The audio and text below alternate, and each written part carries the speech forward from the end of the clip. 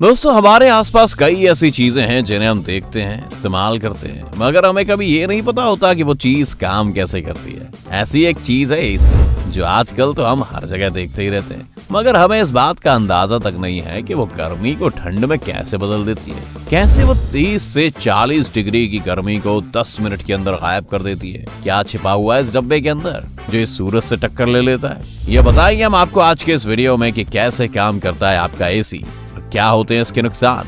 तो वीडियो को अंत तक देखना जरूरी है, क्योंकि कुछ मिनटों बाद आप में से बहुत से लोग ज्यादा ज्ञानी हो जाएंगे।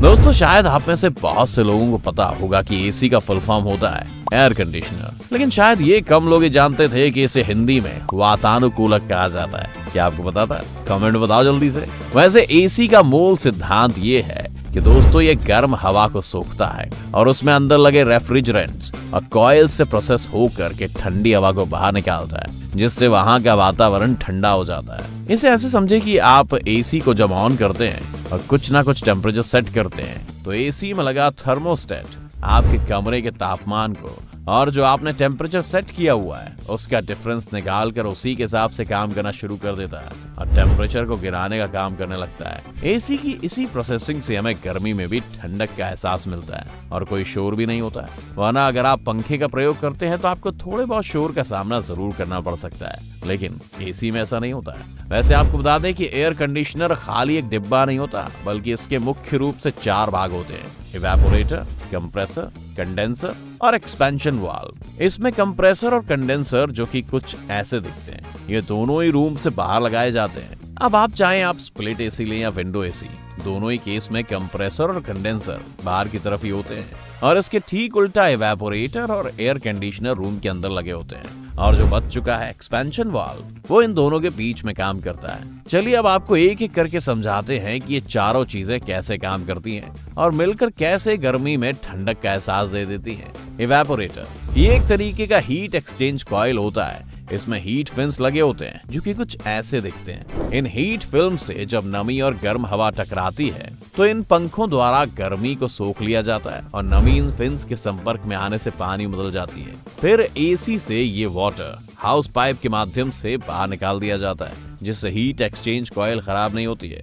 अब शायद आप ये समझ गए होंगे कि एसी से ये पानी कैसे निकलता है। दरअसल वो आपके कमरे की गर्मी होती है जो गर्म हवा के रूप में इन ठंडी फिन्स पर टकराती है और पानी में बदल जाती है। कंप्रेसर जब इवेपोरेटर से लो प्रेशर रेफ्रिजरेंट कंप्रेसर में पहुंचता है तो कंप्रेसर उस गैस को फिर से कंप्रेस करके उस गैस का टेम्परेचर और प्रेशर बढ़ा देता है। ये एक तरह के पंप का भी काम करता है जो एयर कंडीशनर सिस्टम में रेफ्रिजरेट के बहाव को बनाए रखता है। कंडेंसर अब जब कंप्रेसर ने लो प्रेशर रेफ्रिजरेंट को हाई प्रेशर रेफ्रिजरेंट में बदल दिया है तो इस हाई प्रेशर रेफ्रिजरेंट को कंप्रेसर कंडेंसर की तरफ भेजता है और जब ये कंडेंसर के पास पहुंचती है तो ये इसकी गर्मी को बाहर निकालता है और रेफ्रिजरेटर को गैस से लिक्विड में कन्वर्ट करता है। फिर इस लिक्विड को एक्सपेंशन वाल्व में भेज दिया जाता है। एक्सपेंशन वाल्व ये हाई प्रेशर रेफ्रिजरेंट को लो प्रेशर रेफ्रिजरेंट में फिर से कन्वर्ट करता है और लिक्विड रेफ्रिजरेंट के फ्लो को कंट्रोल करता है, यानी कि लिक्विड रेफ्रिजरेंट को गैस फॉर्म में कन्वर्ट करता है, जिससे इवेपोरेटर के द्वारा ज्यादा से ज्यादा गर्मी को सोखा जा सके। और ये साइकिल तब तक चलती रहती है जब तक कि कमरा उतना ठंडा ना हो जाए जितना कि आपने टेम्परेचर सेट किया हुआ है। यहाँ ध्यान देने वाली बात यह है कि आप जितना कम टेम्परेचर सेट करेंगे ये साइकिल उतनी देर तक और उतनी तेजी से चलेगी। इस प्रकार एक गर्म कमरा एसी के द्वारा ठंडा किया जाता है। आपको यहाँ बता दें कि एयर कंडीशनर में फ्रीऑन गैस का उपयोग होता है। इसकी वजह से ये सारा प्रोसेस काम कर पाता है। इस गैस के बिना एसी एक खाली डब्बे की तरह होगा जिसमें सिर्फ पंखे घूम सकते हैं। तो ये तो थी एसी और उसकी कार्य प्रणाली जो हमने आपको सरल शब्दों में समझा दी, मगर आपको बता दें कि जितना आप एसी को चलाकर खुश होते हैं तो ये भी जान लीजिए कि इस एसी के नुकसान भी बहुत हैं। क्या आपको पता है कि एसी की वजह से पिछले कई सालों में दुनिया में 10 डिग्री सेल्सियस की गर्मी ज्यादा बढ़ गई है? जी हाँ, मगर ये तो फिर भी ग्लोबल नुकसान है, मगर एसी से आपको पर्सनल नुकसान भी बहुत होते हैं। क्या आपको पता है कि आपके शरीर का मोटापा भी शायद एसी की देन है और यहाँ तक कि उम्र का तेजी से बढ़ना और स्किन का खराब होना भी एसी करता है। जी हाँ, जहाँ एक और एयर कंडीशनर का प्रयोग आरामदायक होता है तो वहीं इसके कुछ नुकसान भी हैं। जैसा कि हमने आपको बताया कि एयर कंडीशनर का ज्यादा इस्तेमाल मोटापा बढ़ाता है और ये सब हम हवा में नहीं कह रहे हैं, ये साइंटिफिक बातों पर आधारित है। जैसा कि आप जानते हैं कि ठंड में हमारे शरीर की एनर्जी कम खर्च होती है और एनर्जी कम खर्च की हुई तो शरीर थकता कम है और थकान कम हो तो शरीर की चर्बी भी नहीं जलेगी बल्कि और ज्यादा तेजी से बढ़ेगी और ना ही आपके शरीर से पसीना निकलेगा और ना ही आपका मोटापा घटेगा। तो अगली बार अपनी मोटी चमड़ी का दोष अपनी डाइट के साथ साथ 16 डिग्री पर किए हुए एसी को भी दीजिएगा।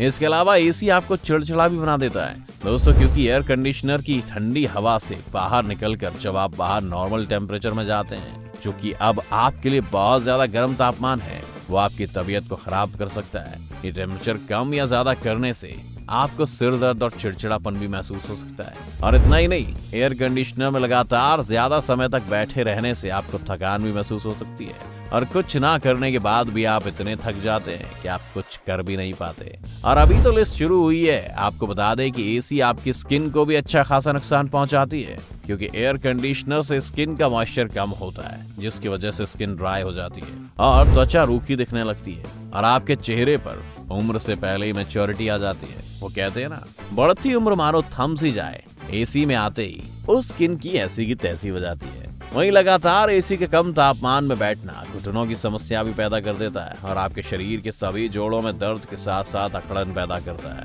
और उसकी कार्य क्षमता धीरे धीरे कम होने लगती है। आगे चलकर यह हड्डियों से जुड़ी बीमारियों को भी जन्म दे सकता है। और इस बात को तो हम सब जानते ही हैं कि एयर कंडीशनर से निकलने वाली गैसें ग्लोबल वार्मिंग को बढ़ाती हैं। वही ग्लोबल वार्मिंग जिसे रोकने के लिए बड़े से बड़े देश हर साल लाखों खर्च करके मीटिंग्स करते हैं, विचार करते हैं, मगर ये सब वो करते हैं अपने एसी के मीटिंग हॉल्स में बैठकर। अगर इतनी चिंता है ग्लोबल वार्मिंग की तो सबसे पहले एसी को रोको और कुछ नहीं तो भाई कूलर या पंखे के नीचे बैठकर इस मीटिंग का डिस्कशन करो। क्या पता इस कदम से थोड़ा तापमान कम हो जाए और लोगों में जागरूकता भी आए। खैर, हमारा काम तो समझाना था, बाकी समझदार तो आप भी हैं कि एसी का प्रयोग ज्यादा करना चाहिए या नहीं। और इन सब बातों को देखकर हम यही कहेंगे दोस्तों कि जितना हो सके खुद को और दुनिया को इस एसी कम तैसी से बचाओ। अभी हम चलते हैं, मिलेंगे आपसे अगले वीडियो में।